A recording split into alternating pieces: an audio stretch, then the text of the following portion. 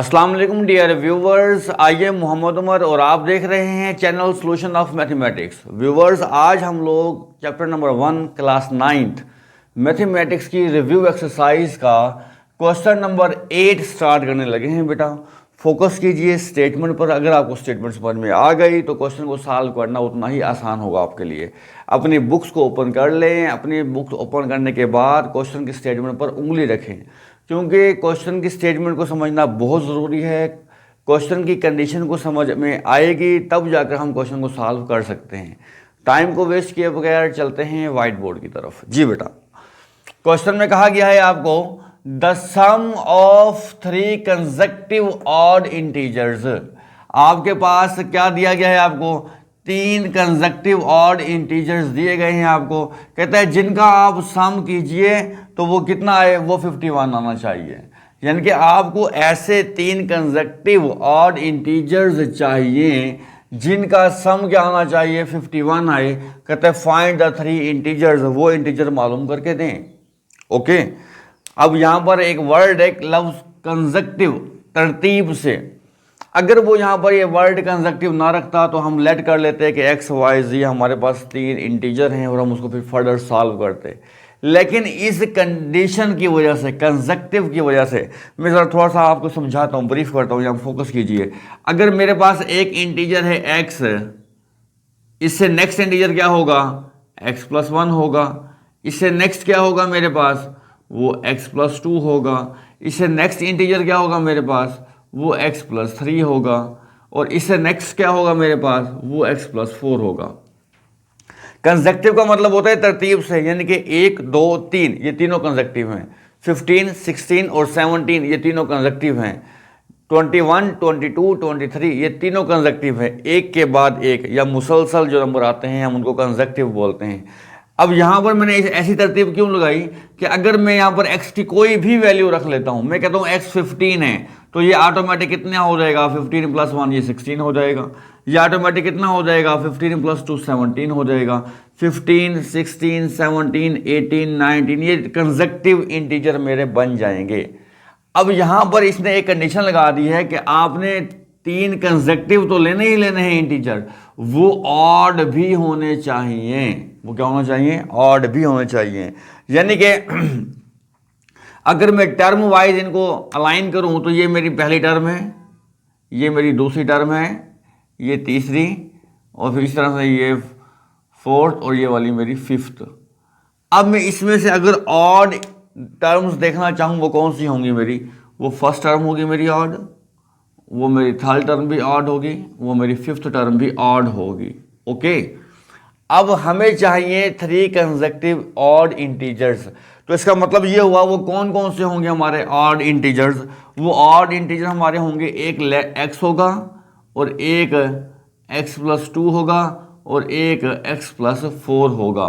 तो हम यहाँ पर लेट कर लेते हैं, लेट हमारे पास अब ऑड इंटीजर्स कौन कौन से आ रहे हैं यहाँ पर? कंसेक्टिव x, लेट x, इसके बाद ऑड है x प्लस 2,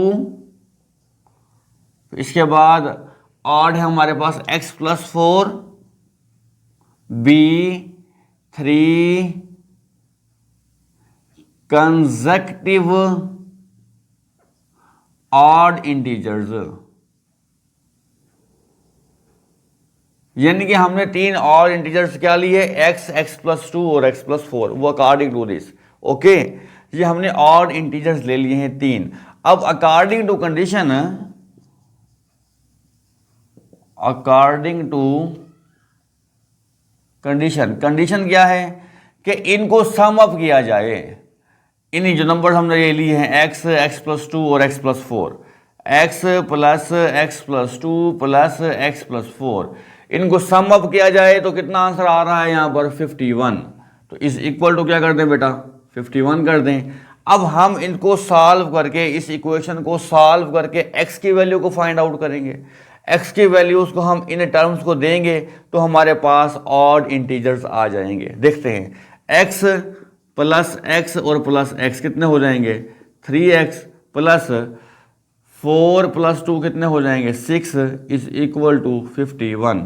ओके, तो बेटा यहाँ पर 3x इज इक्वल टू 51, ये प्लस का 6 इधर आके क्या हो जाएगा, माइनस का हो जाएगा।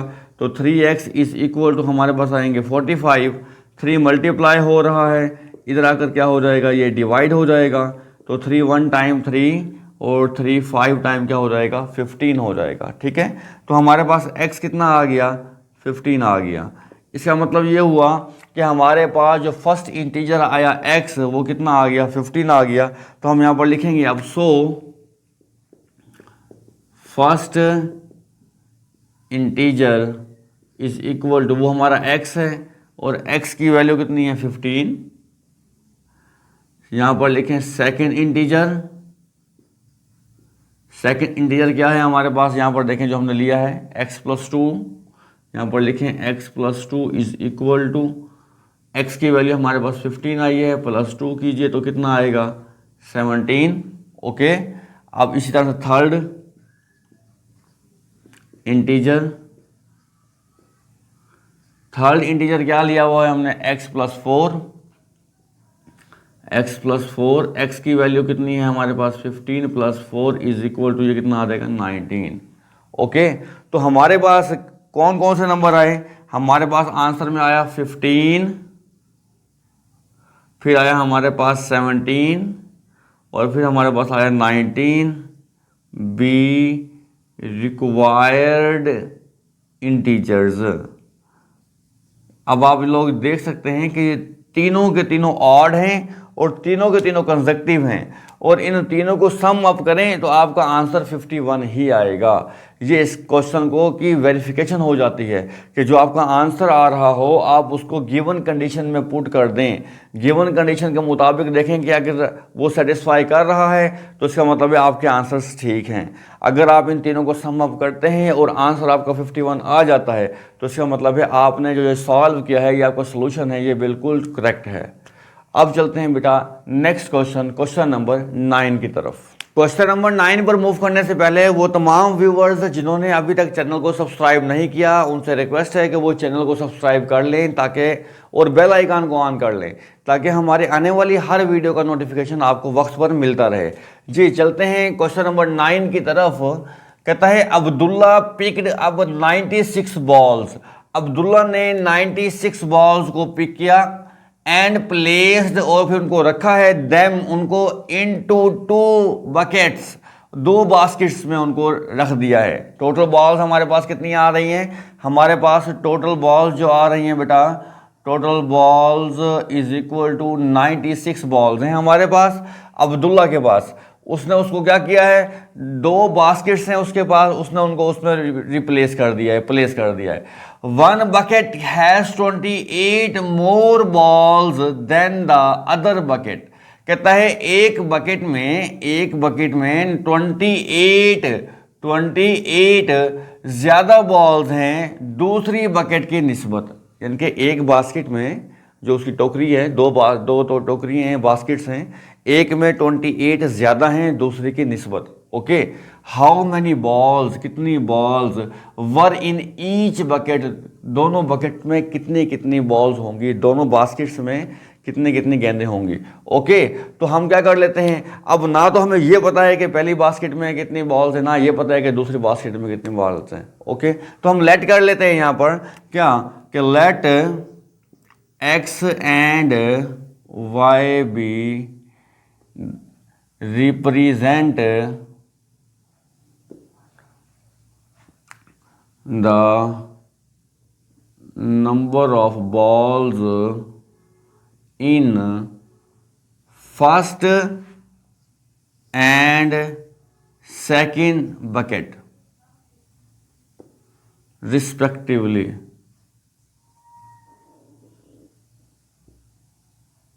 ओके, मैंने क्या कहा कि हम लेट कर रहे हैं जो एक्स बॉल्स हैं किसके अंदर है, ये फर्स्ट बास्केट या बकेट के अंदर है आपके, और जो वाई बॉल्स हैं ये किस में है, ये आपके दूसरे बास्केट में है। ओके, तो दोनों में अब अकॉर्डिंग टू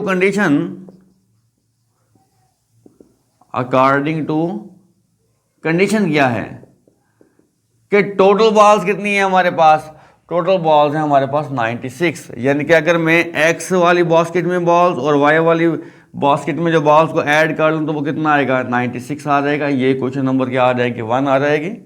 और सेकंड कंडीशन क्या है हमारे पास कि 1 बकेट हैज़ 28 मोर बॉल्स।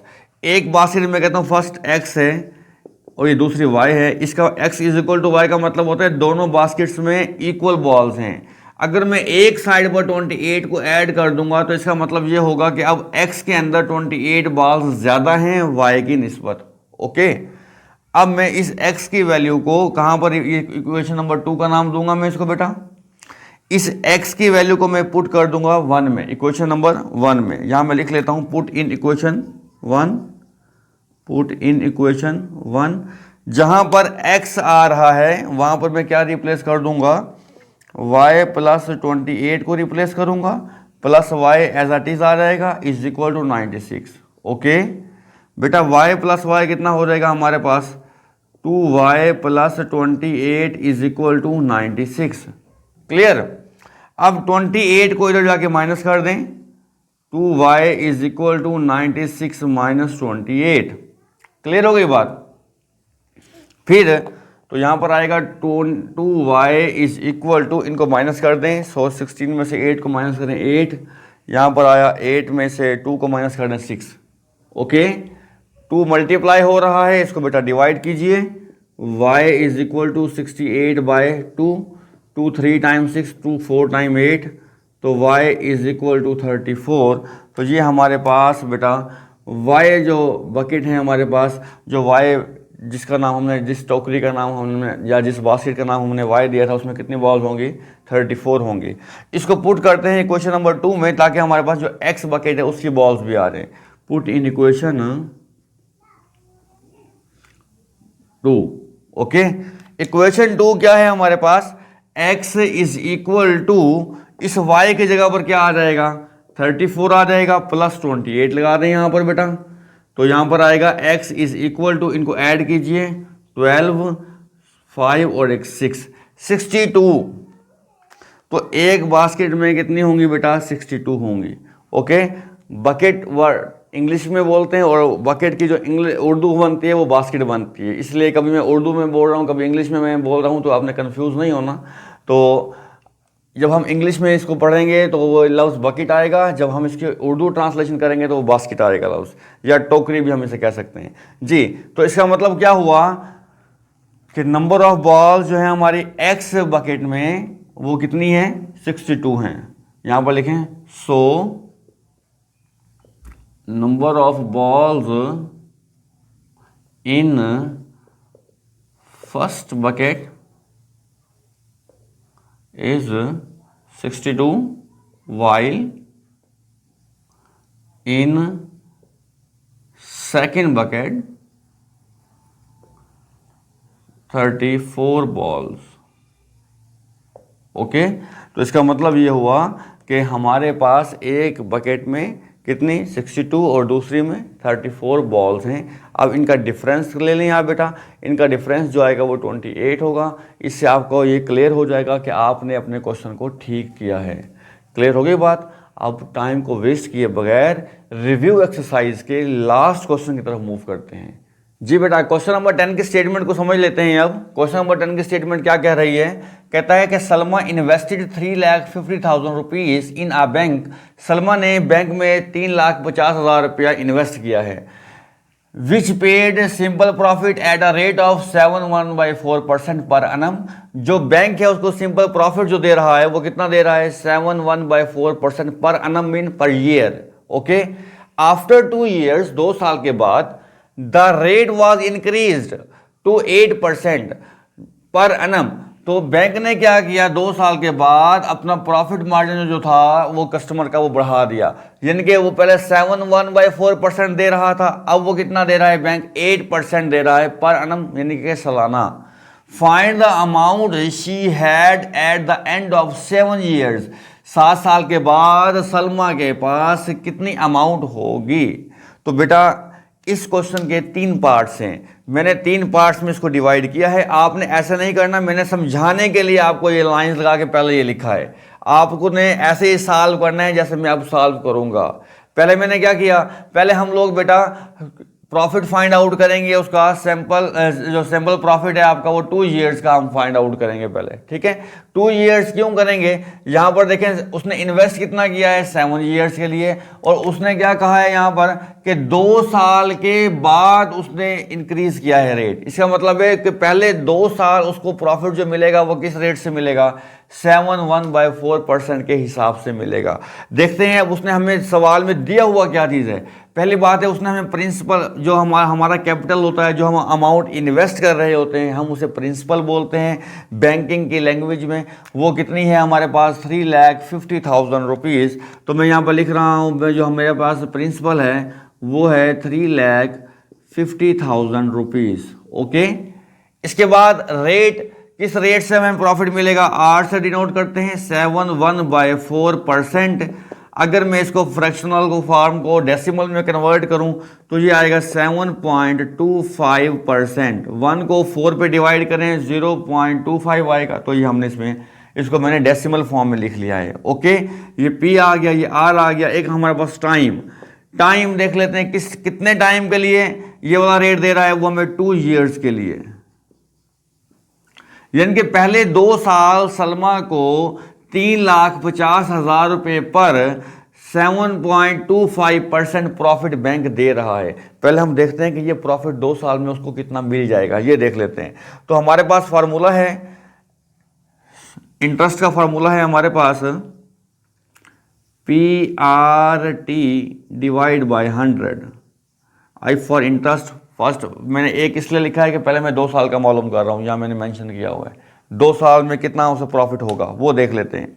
तो बेटे इंटरेस्ट हमें मिलेगा, सलमा को मिलेगा, पी फॉर प्रिंसिपल कितना है 3,50,000, आर कितना दिया हुआ, रेट किस रेट से 7.25% के हिसाब से, टाइम कितना है 2 ईयर्स है, और नीचे क्या आ जाएगा बेटा 100 आ जाएगा। ओके, तो अब आप इसे कैलकुलेटर से सॉल्व कीजिए तो आपके पास जो इंटरेस्ट आएगा, पहला आपके पास इंटरेस्ट आएगा 50,750 रुपीज़। पहले 2 साल का जो प्रॉफिट होगा वो 50,750 रुपये होगा। क्लियर। अब चलते हैं 2 साल के बाद क्या होगा, इंटरेस्ट जो उसका होगा 2 साल के बाद आफ्टर 2 ईयर्स। तो प्रिंसिपल तो आपका अमाउंट, प्रिंसिपल अमाउंट आपकी यही होगी जो आपने उसने इन्वेस्ट की हुई है। RS कितना दिया हुआ है 3,50,000। ओके, इसके बाद जो आपका रेट है अब वो 8% हो गया, ये लिखा हुआ है 8% पर annum 2 साल के बाद after 2 years. Sample interest after 2 years हम अब डिस्कस कर रहे हैं।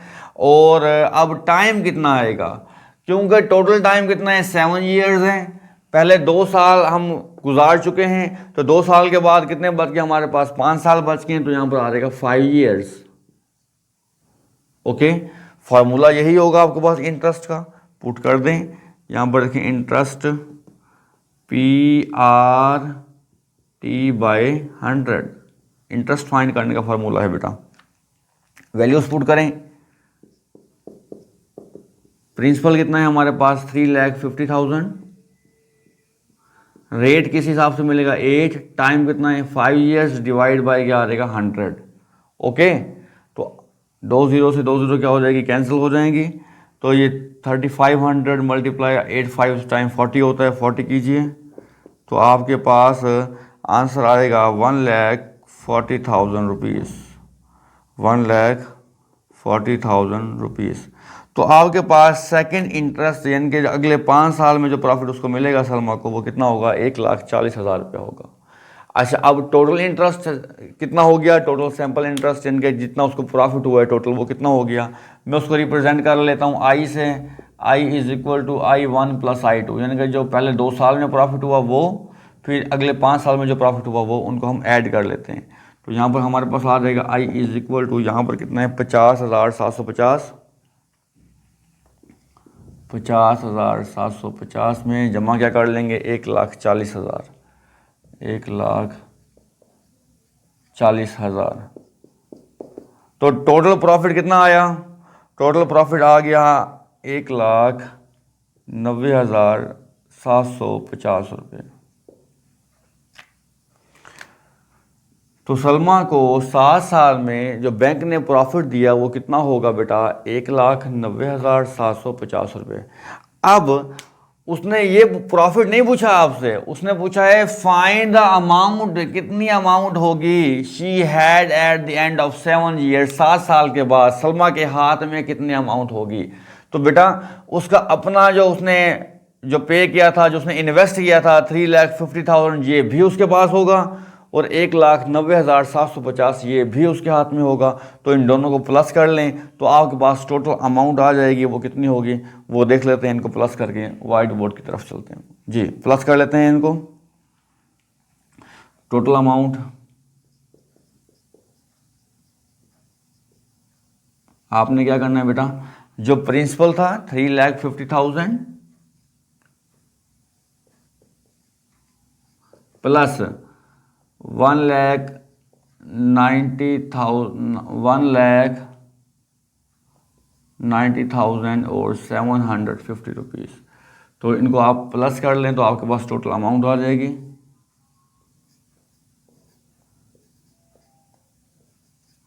5,40,750 रुपीज़ उसके पास टोटल अमाउंट आ जाएगी। तो बेटे ये था हमारा last question, review exercise chapter number 1 का क्वेश्चन नंबर 10 हमने किया। आज हमने इस पूरे चैप्टर को बहुत ही अच्छे तरीके से डिस्कस किया। तमाम क्वेश्चंस की वीडियोस तरतीब से प्लेलिस्ट में मौजूद हैं। यूट्यूब पर सर्च कीजिए solution of mathematics, first channel ही है इंशाल्लाह हमारा होगा, और आप उसकी प्लेलिस्ट में जाकर न्यू 9th 2025 के नाम से एक न्यू प्लेलिस्ट होगी, उस पर क्लिक कीजिए और तरतीब से लेक्चर्स को देखें, समझें, अपनी स्टडी को सीरियस लें। आज कुछ करेंगे तो कल कुछ बनेगा मेरा बेटा। अब तक के लिए इतना ही, मुझे दुआओं में याद रखिएगा। अल्लाह आपका हामी और नासिर। अल्लाह हाफिज़।